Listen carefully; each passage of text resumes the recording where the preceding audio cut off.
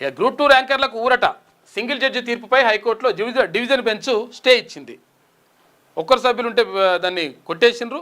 ఇప్పుడు ఇద్దరు సభ్యులు ఉంటే మళ్ళీ ఓకే ఆపండి అని చెప్పి చెప్తున్నారట. కౌంటర్ దాఖలు చేయాలని ప్రభుత్వం టీజీపీఎస్సీకి ఆదేశం. తదుపరి విచారణ 6 వారాలకు వాయిదా. 2015 గ్రూప్ 2 ఫలితాలు రద్దు చేస్తూ ఇటీవల సింగిల్ జడ్జి తీర్పునిచ్చిండ్రు.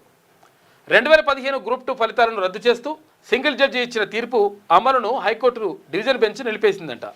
పూర్తి వివరాలతో కౌంటర్ దాఖలు చేయాలని ప్రభుత్వం టీజీపీఎస్సీని ఆదేశించింది. తదుపరి విచారణను 6 వారాలకు వాయిదా వేసింది. ఈ మేరకు చీఫ్ జస్టిస్ అపరేష్ కుమార్ సింగ్, ఇటు జస్టిస్ జిఎం మొహియుద్దీన్లతో కూడినటువంటి డివిజన్ బెంచ్, అంటే ఇద్దరు సభ్యులు ఉంటారు ఇందులో, గురువారం మధ్యంతర ఉత్తర్వులు జారీ చేసింది.